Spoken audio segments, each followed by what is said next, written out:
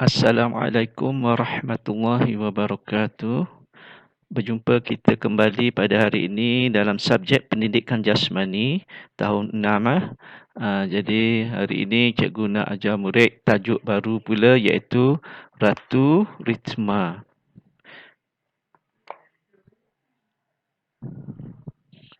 Baik, sebelum ini cikgu dah ajar pada murid tentang johan balingan, roket sasar, lompat lentang, lumba jalan dan penerangan sedikit tentang asas olahraga. Jadi sebelum kita memulakan pelajaran kita pada pagi ini, sukalah cikgu ingin mengajak diri cikgu bersama murid-murid kita mulakan dengan surah Al-Fatihah. Bismillahirrahmanirrahim. Alhamdulillahi Rabbil Alamin. Ar-Rahmanir-Rahim. Maliki yawmiddin. إياك نعبد وإياك نستعين اهدنا الصراط المستقيم صراط الذين أنعمت عليهم غير المغضوب عليهم ولا الضالين رب اشرح لي صدري ويسر لي أمري واحلل عقدة من لساني يفقهوا قولي آمين. Baik, hari ini tarikh 4 Ogos 2021.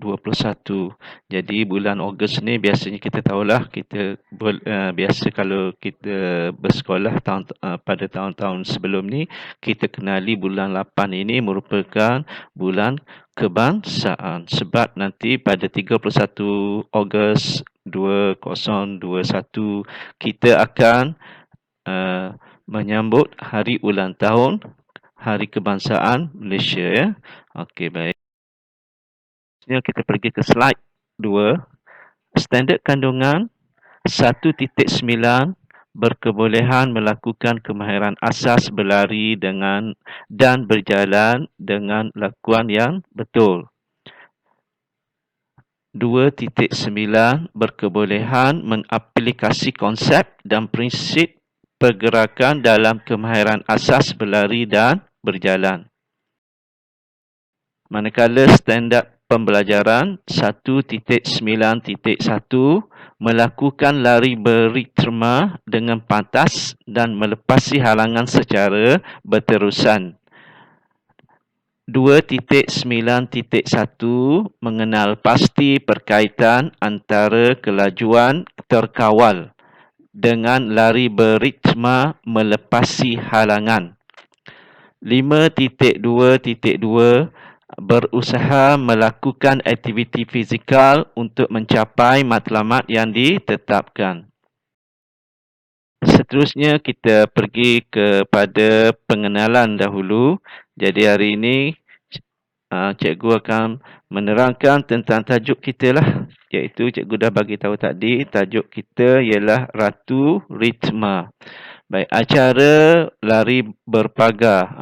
Ratu Ritma ini berkaitan dengan acara lari berpagar. Baik, cikgu ingin membawa murid pada peringkat awal dahulu sebelum kita meneliti pelajaran ataupun isi kandungan pada hari ini. Baik, acara lari berpagar ialah acara lari pecut melepasi halangan. Dan ingat, bukan satu acara lompatan. Jadi kalau orang tanya apa itu acara lari berpagar, murid jawab acara lari berpagar ialah acara lari pecut melepasi halangan. Kita lihat sejarah lari berpagar ni. Dari segi sejarahnya, pada awalnya disebut lari lompat pagar. Dipercayai bermula di Great Britain, iaitu kalau sekarang London lah, pada abad yang ke-19. Namun begitu, ramai mendakwa ianya bermula di Bandar Eton, iaitu sebuah sekolah. Pagar yang dilalui sebenarnya mula-mula ataupun pelari yang mula-mula sekali pada zaman dulu, dia menggunakan pintu kandang biri-biri. Kalau murid tengok gambar di sebelah kanan pula, ini sudah dilakukan inovasi sehinggalah hari ini. Dulu mula-mula orang lompat atas pagar kandang biri-biri. Sekarang dah ahli-ahli sukan telah mereka cipta lompat pagar ni dalam bentuk yang sekarang lah. Kalau murid tengok gambar di sebelah kanan. Kemahiran sukan lari berpagar. Terdapat beberapa fasa dalam melaksanakan acara larian berpagar. Fasa-fasa tersebut ialah pertama permulaan, kedua lonjakan, ketiga layangan, keempat mendarat dan kelima penamat. Kalau kita belajar bersemuka, bolehlah kita buat. Kita cuba berlatih macam mana nak mula, masa bila nak lonjak, lepas tu masa berada di atas angin, atas pagar, macam mana kaki kita kena buat, kemudian mendarat dan akhir sekali terus ke garisan penamat. Di sini cikgu nak tunjuk kepada murid tentang fasa pergerakan. Cuba murid perhatikan larian ni. Lari mula dan lompatan pertama. Cuba murid tengok pada kaki.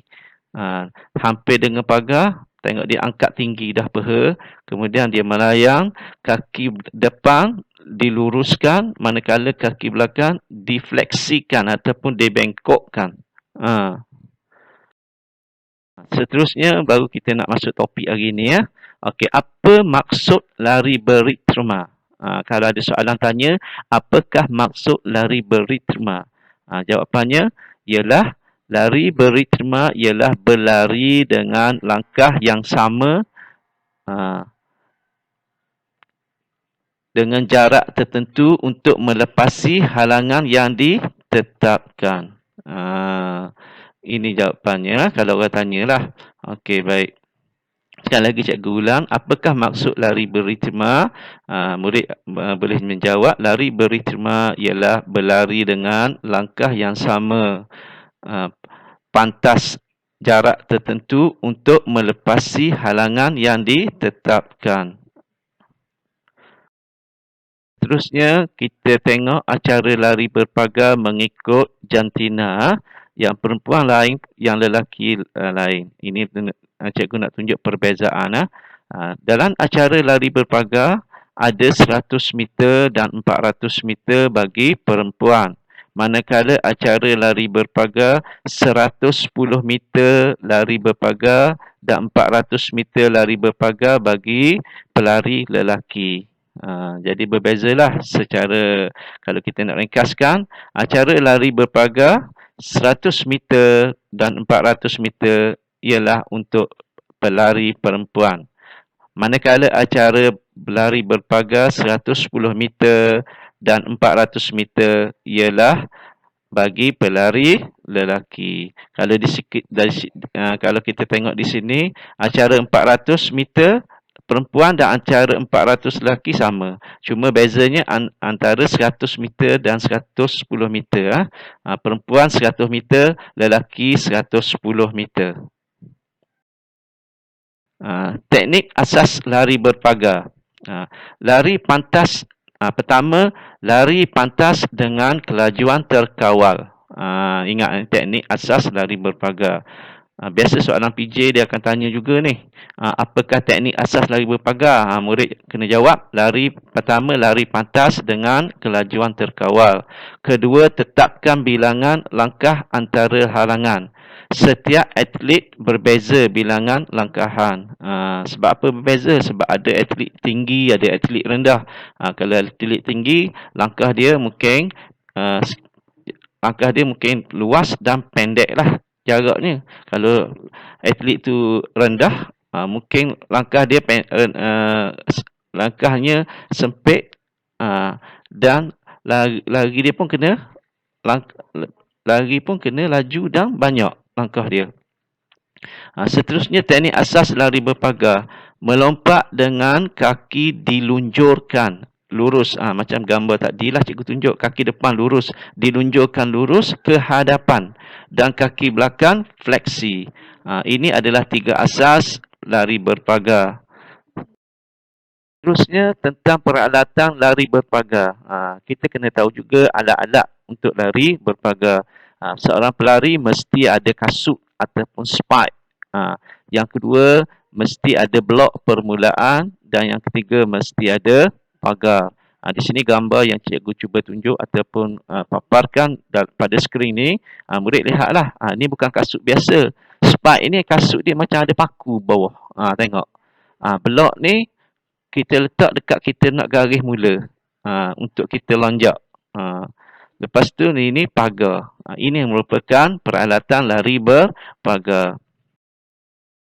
Jadi untuk arahan tugasan hari ini, cikgu nak murid tonton dan fahami keterangan dalam video yang akan cikgu muatkan dalam soalan Google Form nanti. Dan arahan yang kedua, jawab soalan Google Form yang disediakan oleh cikgu lah.